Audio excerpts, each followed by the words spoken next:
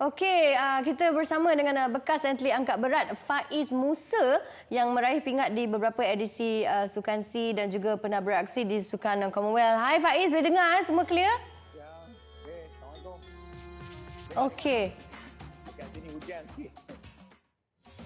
Sebab ada nak dengar suara Faiz tapi ada macam muzik, tapi tak apa. Saya akan cuba juga dengar suara Faiz. Saya tanya dulu soalan ya, tengok boleh dengar ke tak bila Faiz jawab nanti. Okey. Faiz, PABM nak bubarkan skuad kebangsaan sebab banyak kes doping dan Faiz tidak setuju dengan pendekatan itu ya. Mengapa? Kalau nak bubarkan atlet untuk skuad kebangsaan, sebenarnya ada dua, bagi pandangan saya ada dua solution lah. Satu, kita memberi ruang kepada atlet yang muka baru. Maksudnya atlet-atlet di negeri ada yang masih latihan yang keras untuk mengharumkan nama untuk negara di tempat-tempat yang besar. Ya. Cuma kita tak mahu atlet yang masih berada di sana masih merasakan, orang kata apa? Merasa senang, maksudnya tak ada fighting kan. Jadi kita tak mahu atlet memikirkan jalan pintas, menggunakan bahan-bahan yang terlarang.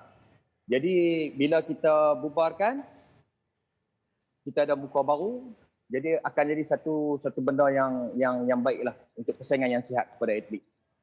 Okey, dan satu lagi mungkin ia mampu mengekanglah penularan kes doping ni kan. Ya, Faiz, betul. PABM kan dah digantung tahu selama setahun kan sebelum ni, seperti mana Faiz juga tahu. Jadi kalau IWF membuat keputusan untuk gantung PABM sekali lagi, mungkin apa kesan kepada sukan angkat berat di Malaysia? Okey, kalau digantung sekali lagi, yang pertama kita akan kerugian lah.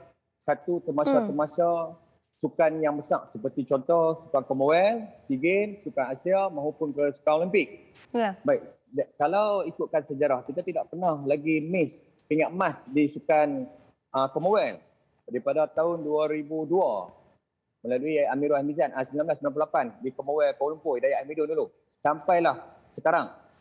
Jadi bagi saya rugilah sebab kita tahun depan dah dekat dengan Sukan Commonwealth. Jadi tak lama dah.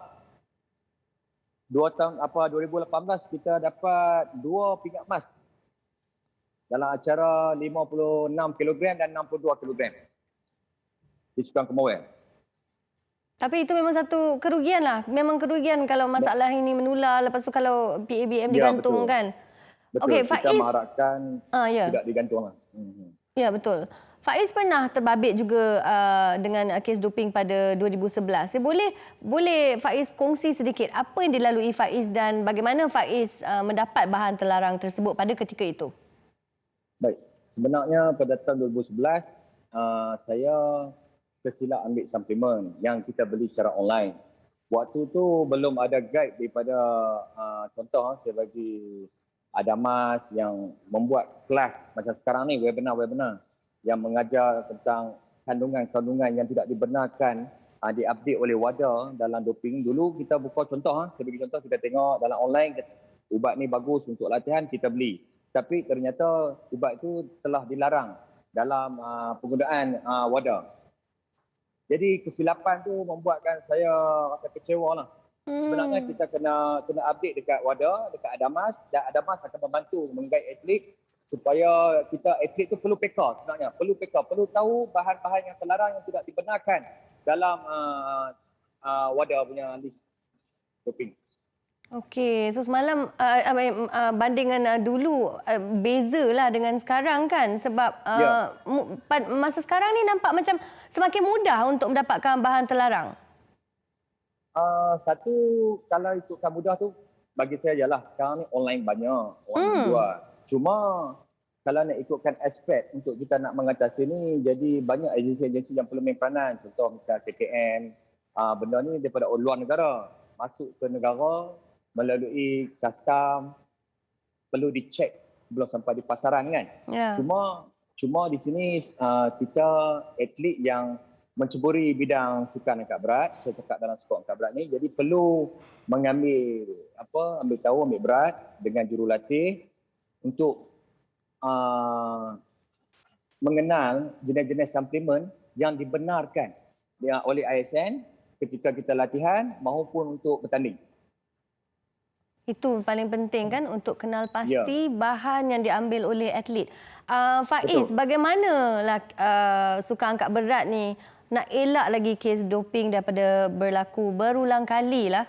Macam mana kita nak elak pada masa akan datang ni? Okey, bagi saya yang pertama daripada akar umbi yang awal, lepas tu kesedaran individu, yang kedua ketiga hukuman yang berat terhadap atlet. Hukuman yang berat ni maksudnya setimpal lah. Dia tidak boleh sewenang-wenangnya mencari jalan yang pintas, apatah lagi apabila kita pernah mewakili negara ataupun duduk di tempat podium dalam program sukan negara. Benda ni kena betul-betul alert lah. Tak boleh buat sambil lewat, kena disiplin, kena take note benda-benda macam ni. Tak boleh mengambil bahan-bahan yang di luar daripada bukan yang diberi oleh ASN Sukan Negara. Faiz, apa harapan Faiz kepada sukan angkat berat ni memang cukup bermakna dalam hidup Faiz. Harapan dan juga mungkin nasihat kepada atlet-atlet angkat berat di Malaysia. Okey, saya cukup cinta sukan ni, sayang sukan ni. Jadi saya tahu ramai atlet yang di Malaysia ni menunggu saat ini. Saya mewakili kawan-kawan yang semua. Sebenarnya kita mahu pingat emas di Olimpik ataupun pingat di sukan Olimpik. Okey. Jadi untuk sukan Commonwealth memang kita dalam sukan angkat berat ni tidak pernah lagi mengecewakan. Setiap kali termasuk Commonwealth kita tidak menyumbang pingat emas. Betul. Jadi saya harap sukan ni terus berkembang macam mana sukan-sukan yang lain untuk menjadikan sukan ni nombor 1 di Malaysia. Sebenarnya saya bagi contoh baru ni di Tokyo, Indonesia dapat pingat perak dan gangsa melalui sukan angkat berat. Jadi sedangkan negara jiran. Ya. Jadi memang bagi kami ni kita nak tengok sukan ni sampai ke peringkat tinggi lah. Memang kita mampu buat. Kita mampu. InsyaAllah. InsyaAllah, dan kita pun tak nak label negatif kepada sukan angkat berat kerana betul kata Faiz tadi, kalau Indonesia boleh, Malaysia pun sebenarnya mampu. Tapi kita harapkanlah Faiz, kali ini saya interview dengan Faiz ni kali terakhir kita sentuh tentang kes doping. Lepas ni semua okey untuk sukan angkat berat maju. InsyaAllah. InsyaAllah. Boleh. Baik. Terima kasih Faiz, terima kasih.